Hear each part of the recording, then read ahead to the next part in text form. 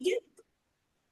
Hello again, everyone. My name is Carmen Mazzara, and I serve as Executive Director of the Coalition for American Public Diplomacy and Leadership, your capital. I'm very pleased to welcome you to this session that we have as a very special conversation with Deputy Assistant Secretary of State Rebecca Pasini. I'm going to do a very brief bit of housekeeping, and then we're going to launch into our conversation. You all had a wonderful chance to submit questions, and we're grateful for all of those. I'm going to group everything together so that we can proceed efficiently over the next 45 minutes. But we're very grateful to all of you for being here. We're so glad to have you in the Capitol family. Hopefully, you've been able to attend past Capitol sessions where we looked at how we make the case for BridgeUSA and its connections to national security or economic prosperity or U.S. public diplomacy. Hopefully, you've been a part of some of our best practices sessions where we look at reducing visa overstay rates or preparing for the summer work travel season or building an alumni chapter in your country. All of these great ways for you to learn and share from each other. For those of you who are new to Capital, every Friday you'll get an email from me with a little bit of information based on our three big buckets: education, best practices sharing, and storytelling. We'll also have lots more great activities for you coming up, including the chance on June 11th to talk through the cultural exchange components of Bridge USA, that key signature piece that distinguishes it from another work or study program. And we're going to have some great experts and alums sharing their insights with you about how to really improve and deliver on that piece of our wonderful work together. Today, as I mentioned, Deputy Assistant Secretary Pasini has agreed to talk with us. And while she needs no introduction, I'm going to read her bio very briefly. She joined the Bureau of Educational and Cultural Affairs as the Deputy Assistant Secretary for Private Sector Exchanges in July of 2023. She's a career member of the Senior Foreign Service with the class of Minister Counselor, and she's been an American diplomat since 1997 when she started at the age of 5, I'm sure. She previously served as Director of Public and Congressional Affairs in the Bureau of Consular Affairs from 2021 to 2023. She's also completed multiple overseas tours, including serving as Minister Counselor for Consular Affairs in Islamabad, as the Consular Chief in Rio and in Belfast, and many other tours, including time in Mexico City and Kuwait. She's a Maryland native, so here local to where I am in the DC area, and earned a PhD in political science from Indiana University, a master's degree in national security from the National Defense University, and an undergraduate degree from Mary Washington College. So a lot of local time here in the greater DC area. Deputy Assistant Secretary Pasini, thank you so much for being here. We're really grateful to have you as part of this conversation. Um, as we launch in, I'd just like to kind of begin at the beginning. How do you see Bridge USA programs making the US safer, stronger, and more prosperous? And then for all of our audience members, why should families and communities and businesses continue to welcome Bridge USA participants? And then why should participants continue to still want to come to the US and rank it as their top choice? So first, let me say thank you so much for having me. I am really thrilled to be here and to chat with you about answer some of these questions, at least from my perspective. I also want to say congratulations to the Coalition for American Public Diplomacy and Leadership. The team that created this forum is, I think, it's a great idea. I think these sessions sound really interesting, and so I'm thrilled to be part of at least one of them, and look forward to maybe participating in others too. So you have asked some very good questions. I would say, let me start by saying the first day that Secretary Rubio entered the State Department, he gave a speech on the stairs in the kind of entryway, and I was there. And he said very clearly that every program that the Department of State has to meet the goals of making America safer, stronger, and more prosperous. And I thought to myself, well, that's good because Bridge USA does just that.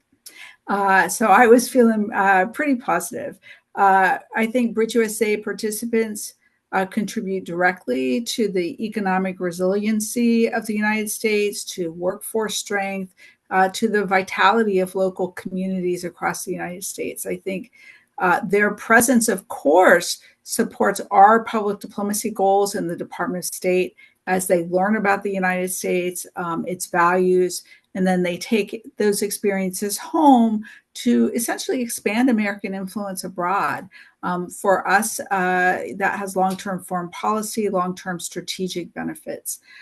So I think it's a really kind of a benefit on both for the United States, both and for overseas, that really does make America more prosperous here, safer and stronger overseas. And just some obvious examples across our 13 categories. A lot of you probably do work with some of our travel participants or camp counselor participants. They, of course, play a really seasonal role, or sustaining seasonal industries and local jobs, supporting local businesses, and essentially making sure that we're able in the United States to generate billions of dollars, in the tourism industry, as well as their direct spending, in local communities. They're making sure that there's a strong kind of economic impact. Teachers have to become a BridgeUSA teacher, you have to have 2 years of experience. It's a very competitive process to get a teacher position in BridgeUSA. They're bringing not only their deep teaching expertise, but cultural diversity to the classrooms. They're improving learning outcomes across the country, especially in high need areas, in urban areas and rural areas. And then I doubt that we have BridgeUSA's physician, many folks here that work with BridgeUSA physicians, but if you've ever gone to a physician from another country working in the United States, they likely came through that BridgeUSA program. They're expanding healthcare access in underserved communities for sure. They're enhancing the capacity of U.S. hospitals and healthcare overall, and really improving our public health outcomes across all the United States. So I'd say to you that across every category, BridgeUSA is supporting American prosperity through labor force, supporting the labor force, of course,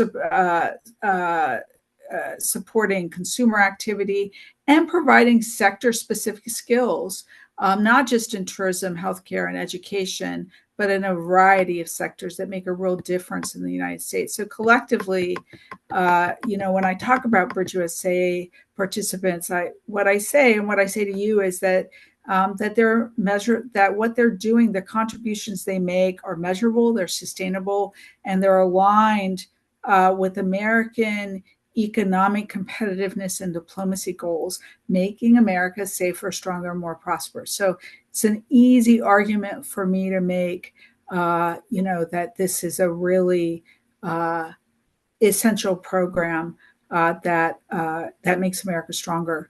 Now, why should families or communities or businesses continue to welcome BridgeUSA participants? I'd say that welcoming BridgeUSA participants is a really powerful act of international engagement, right? They're bringing really meaningful benefits to host families, to host schools, to the local business community.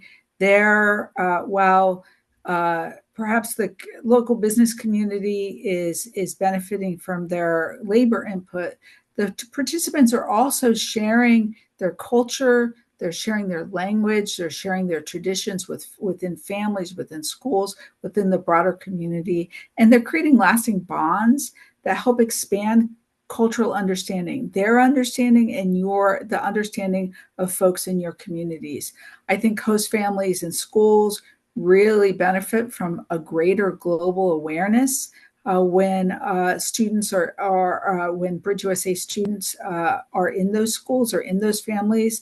And the students, both the BridgeUSA participants and the American students, are gaining cross-cultural competencies that are really vital for their futures. You've heard me tell the story, at least some of you have, that the reason why I'm a diplomat, the reason why I majored in international relations, the reason why I went to Poland and, as an undergrad and and got a degree in political science, as a in graduate school, was because I met a couple students participating in one of these programs many years ago in high school. That experience really did make a difference in my life, and it makes a difference in and I was just like living my life in La Plata, Maryland, right? It certainly made a difference in their lives when they went home as well. So, and then I'd also say that businesses, of course, especially where in seasonal economies, rely on bridge participants to meet workforce needs.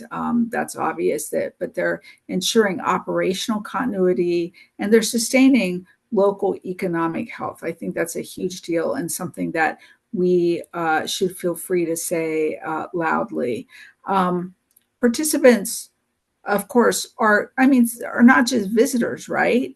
Visitor stays for a week or two. These folks stay longer. They become community members, especially when they come back for more than one season.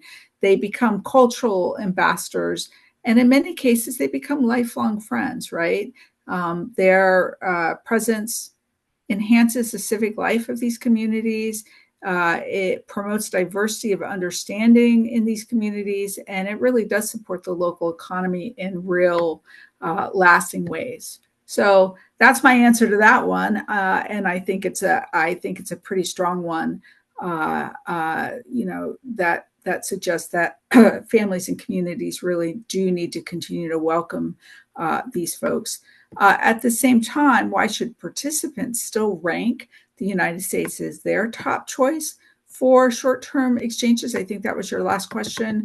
Um, I would say that the United States remains essentially the global gold standard for cross cultural exchange. I don't think there are many countries in the world that offer similar short term opportunities to young people to gain both a meaningful cultural and work experience. And I can say that because I did look for my kids, right, when we were thinking about it. And I was thinking, wow, I wish there was a Bridge USA like program, in other parts, in other parts of the world. And there isn't. Participants who come to the United States on Bridge USA are, of course, going to improve their English language. Even if they speak English, they're learning American English, right? And they're gaining real world experience while gaining, I think, also global connections that are going to last a lifetime because they're not coming and just engaging with Americans, they're engaging with others from other parts of the world too. So that's, I think, a really huge benefit. And then they're going to return home with those improved English language skills, with improved professional competencies, and they're going to go home with a more nuanced understanding of the United States. So I think this is what the Department of State really cares about too, right? That they're gonna help us strengthen our bilateral ties with other countries because they're going to have an sense, 9.9% out of 10, they had a great experience. This means that they're really going to have a sense of an enduring goodwill towards the United States, which helps us expand our kind of partnerships with those countries over the long term. So I'd say because Bridge USA is not just about what participants learn, right? I mean, that's super important, what they learn here. And it's not just about what they contribute to your communities, it's also what they take home. And I think this program does a really exceptional job of giving them the tools to strive and inspire change and to fundamentally reinforce America's role as a trusted global partner. So, a long answer. I'm sorry, my answers are kind of long, but I feel pretty passionate about it. No, that's wonderful. Thank you. To build a little bit on that, this is obviously a period of transition in the United States. And what do you think exchange visitors can gain from coming to the US during this period of transition And what advice do you have for the stakeholders who are on the line to help them make the case to high school and college students that they should come to the US now for short-term exchanges? Sure. Well, I feel like we're always in some kind of period of global transition, aren't we? If we're not, another part of the world is. So I think the way to pitch it really is that periods of global transition uh, present unique opportunities, right, for growth, for leadership, for learning. I think they exchange visitors can come and gain a firsthand insight into resilience, into adaptability, into how societies respond to complexity and to change, and they can take that home and make a difference at home. I think they just by coming here, whether it's a period, we're changing presidents every 4 years, right? But they come here and they're going to learn how to build and navigate skills and navigate and learn how to navigate uncertainty, right? That's personal uncertainty. It can be political uncertainty, but it's an important skill to build. They're going to learn how to solve problems. They're going to learn how to lead in a cross cultural setting, right? And that leadership, they're not just going to read about it; they're going to learn how to do it. And they're going to experience democratic values. They're going to experience dialogue. They're going to experience how to collaborate in terms of problem solving. And it's not just theoretical, right? When they take advantage of coming as far as they have to come to visit the United States for one of these programs, they're going to get a lived experience, right? That really does prepare them, I think, to lead through change, not just to study it. And it takes bravery to make that decision that you're going to leave the classroom and go try something new. But when they do that, they're going to go home with being more competent and therefore uh, more successful employees or graduate students or more successful government leaders in the future. And that's kind of how I would, I think that the skills that they learn and the conversations they have will change their lives for the better in the future. Thank you. So similarly, seeking your advice, there's a lot of common mistakes out there, both about the US. People may say it's unwelcoming, it's unsafe, as well as about participants. They may say they're unsafe, they're unhelpful, things like that. What advice do you have for our stakeholders to help them counter those common mistakes, both about the US and about our international participants? Um, hmm. So I guess I would say that the that how would I say it? The United States is kind of remains, I suppose, a beacon of opportunity, a beacon of innovation, a beacon of learning. I know that sounds kind of hokey, but it's really true. And BridgeUSA is a Department of State program. Every single sponsor on this call, every host employer, every family is really interested in ensuring a culturally rich experience that is powerful in and of itself. And equally, we're going to prioritize your health, safety, and welfare, right? You can count on you guys as sponsors. You can count on the department to be engaged to work to ensure that positive experience 24/7, right? And by then choosing the United States as to get that international experience you're looking for, you're going to gain skills, you're going to gain a network that will really serve you in the long term. So I guess what I would say is that what you want to do is, first of all, make the case. I think a key way to make the case is to share success stories from past exchange students, from alumni, who can help you make the case. And I understand, talking to Carrie, that some of your sessions have included alumni. Having alumni talk to potential participants, I think, is really powerful. The other thing I would say is that you want to provide clear information, right? When you're making that case, you want to make sure they understand what the program is about, how much it costs, how long it lasts, what the application process is. And so they know straight out that you're being transparent, and they know what this experience will offer them, because you were very clear with them about what that experience is. I would also, when you make the case, emphasize, as I said, the support that you're going to offer, right? That you're available, that in many ways, it's way different than coming on vacation or getting a visa and just kind of coming here, right? It's a much more curated experience, and you're giving them the space to be, and the space and the training and the support to be fully successful.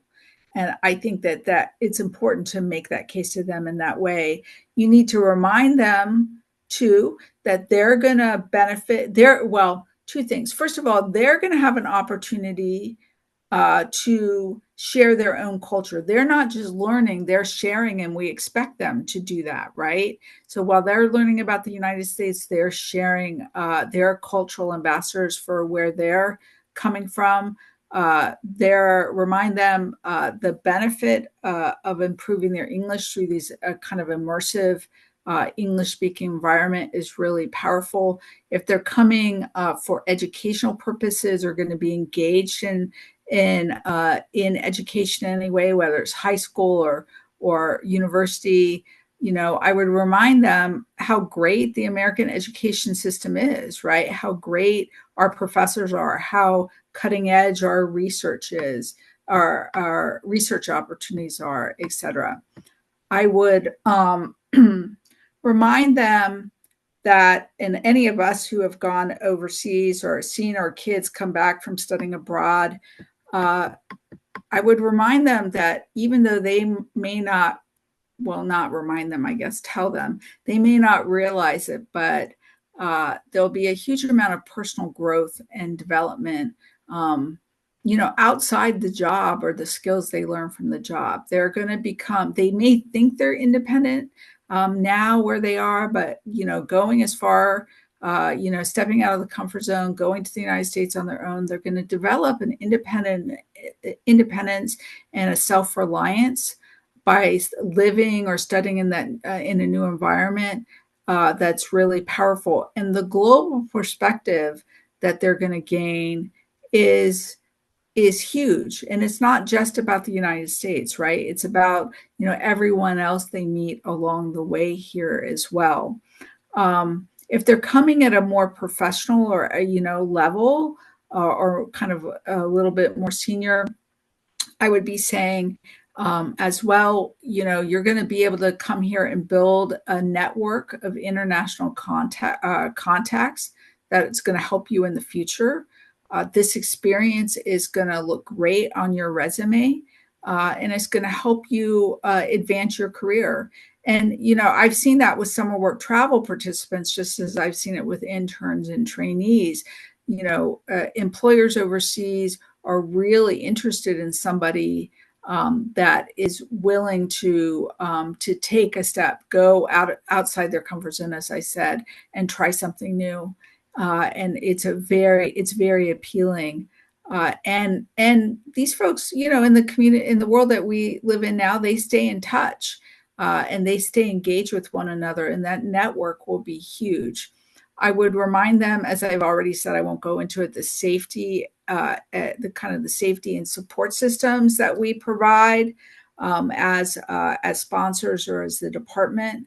And then I suppose also remind them of the benefits when they return home, as I said, with better job prospects, et cetera. But I think there's a real way to pitch this.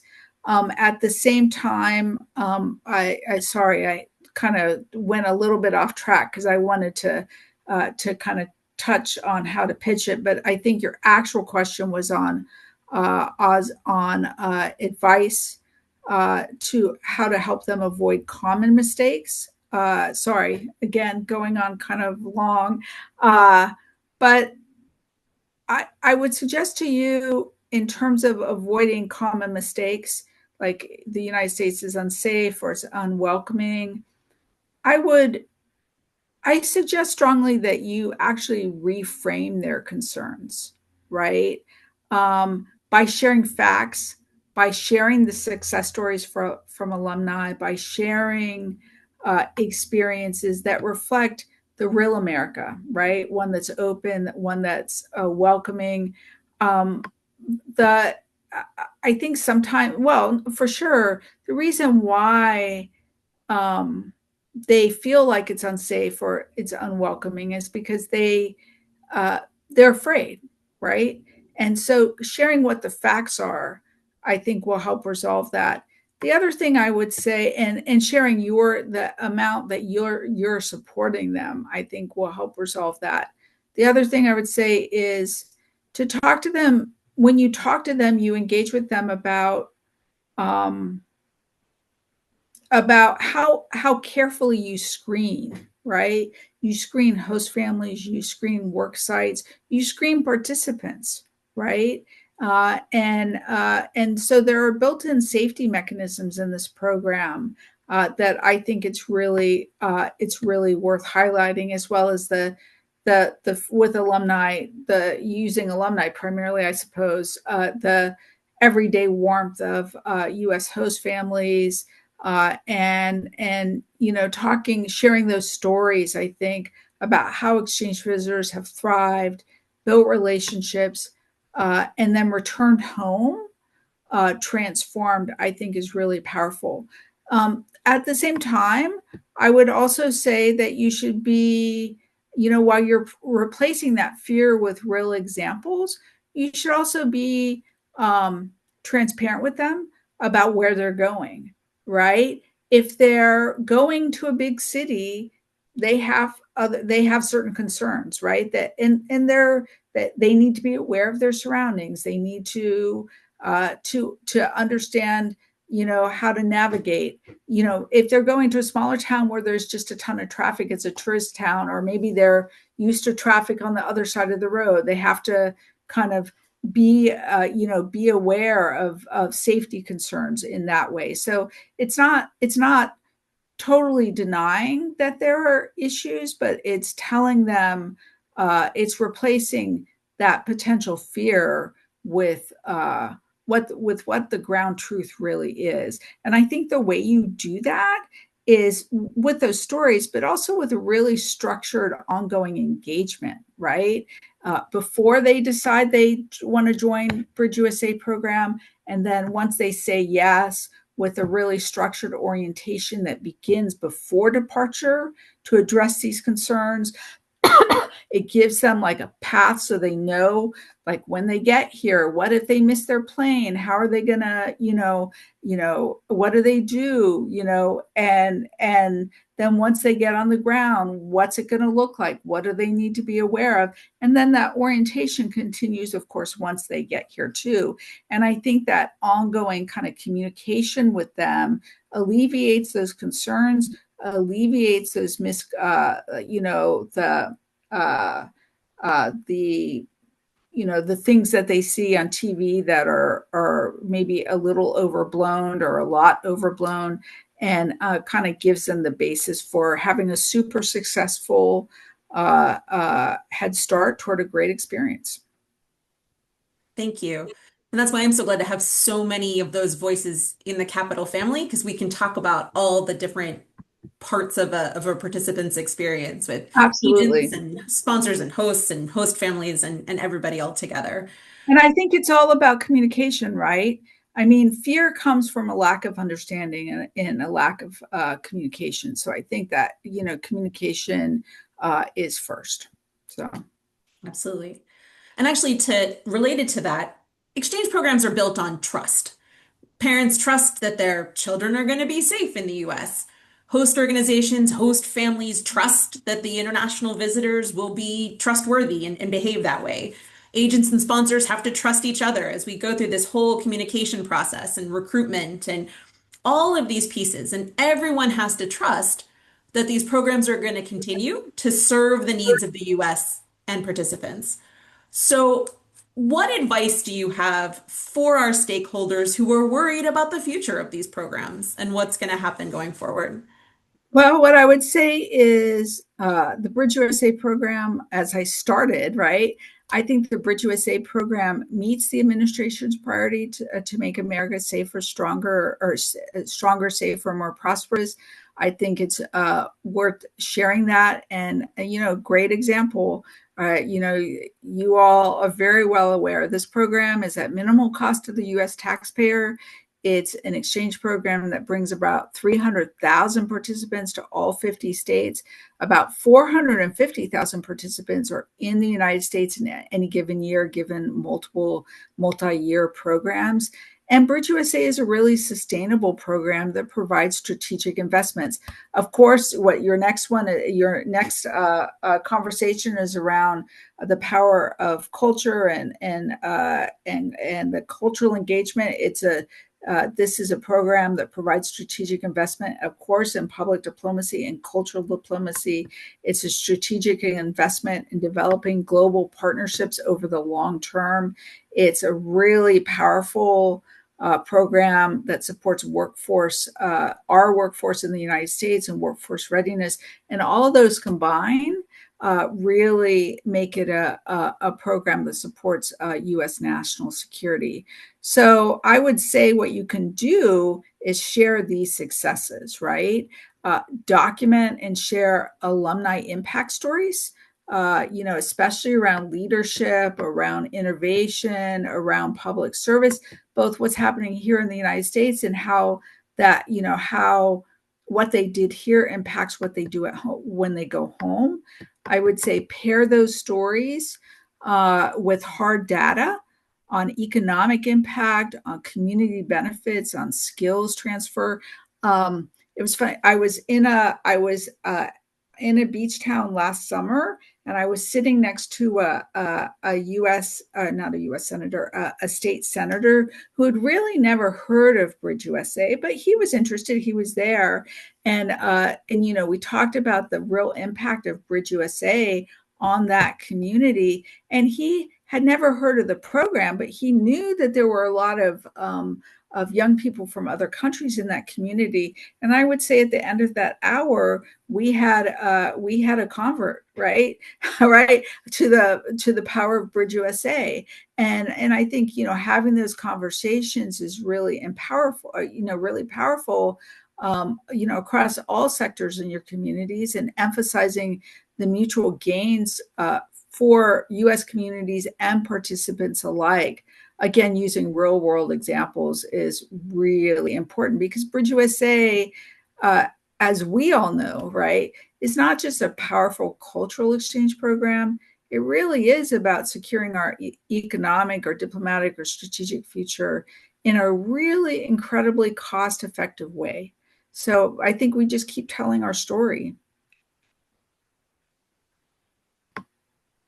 Thank you. We are almost at time, but I have one last question to share. I know 45 minutes goes so fast, but it's a Okay. great conversation.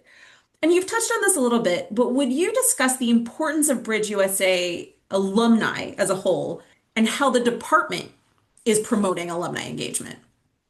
Okay, so I would say ultimately that Bridge USA alumni are our global legacy, right?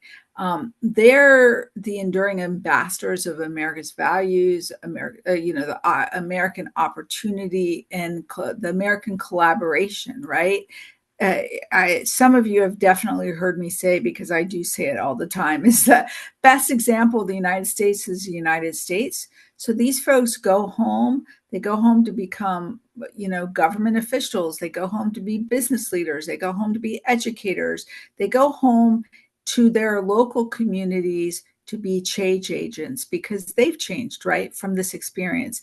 They're going to shape policy. They're going to launch their business ventures. They're going to at a very basic level, promote democratic ideals rooted in their U.S. exchange experience. So I think that their influence extends across sectors and across borders. And because of their experience, they're more often than not going to serve as lifelong allies to the United States, right? You always have, they'll always have that connection to the US. And like I said before, 9.5 out of 10 times, 9.9 out of 10 times, that's going to be such a positive, life-changing experience. And they'll always feel that affinity to the United States. So I would say, knowing our alumni, engaging with our alumni are incredibly important. And we've been working really hard to do that more in the last few years than ever before. BridgeUSA alumni used to not be part of our broader alumni network. It used to only be our government sponsored alumni. That's not true now. We really include these people.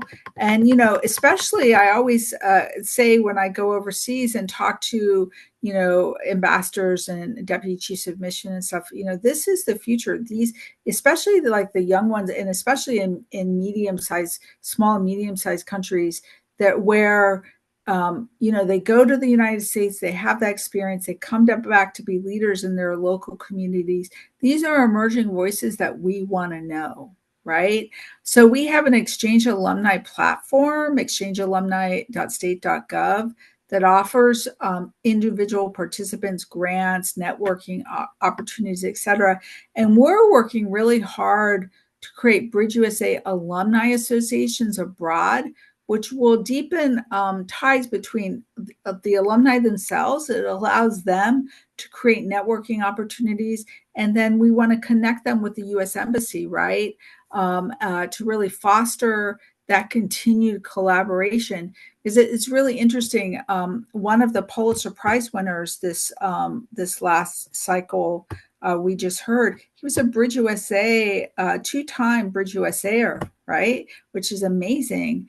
And you love to highlight these like people that have really become stars, but in reality, it's the people that go back and live their everyday lives that are making a difference in their own communities.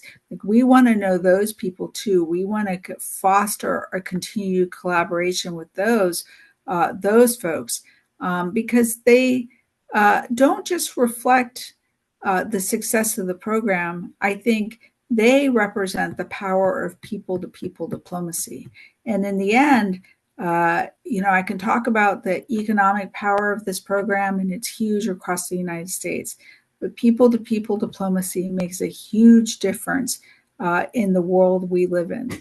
And I think that BridgeUSA does it as well as or better than any other program that the U.S. government has. So, and those alumni are critical to ensuring the continued success. So yes, that's what I'll say about that.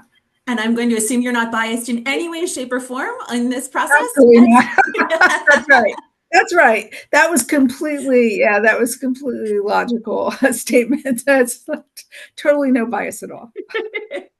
Totally empirical. Well, thank you so much, Deputy Assistant Secretary Pasini, for your advice on how we can make the case in the US and in other countries around the world about the power of these programs, your reminder at how well BridgeUSA fits into the priorities of the current administration and the opportunity during a period of administration change and lots of change in the US that this has for us.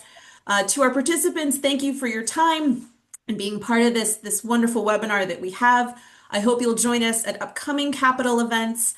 I also hope you'll stay for a very brief second to give us your feedback on today's session. A recording of this session will be posted on Capitol's YouTube page. And if you are curious about building an alumni chapter in your country, you'll find a video about that there too. If you're curious about the summer work and travel season and what we're expecting for that, you'll find that one there too. And then I hope you'll be part of the ongoing work that we're doing at Capital to bring all of those communities together to advance and strengthen Bridge USA through education and best practices sharing and all of that wonderful storytelling that Deputy Assistant Secretary Pasini talked about. If you have stories to share, if you have good content, please do send it my way. I mentioned our Friday email that we deliver for members. I love to have great examples of best practices to showcase. I love good work that you've done on storytelling to showcase. So please do send that to me. And as Capital continues to grow and change and evolve in the world, we're going to be guided by what you all need from us and how we can best deliver for these wonderful programs. So thank you, Das Pasini. Thank you to all of our attendees. We're so glad to have all of you here. If you haven't had a chance, please do that webinar poll that you see in front of you and let us know how we can continue to make Bridge USA stronger and grow in the world and thereby deliver all of those wonderful benefits that we talked about for the US and for participants. Thank you all. Have a great rest of your day. Thank you.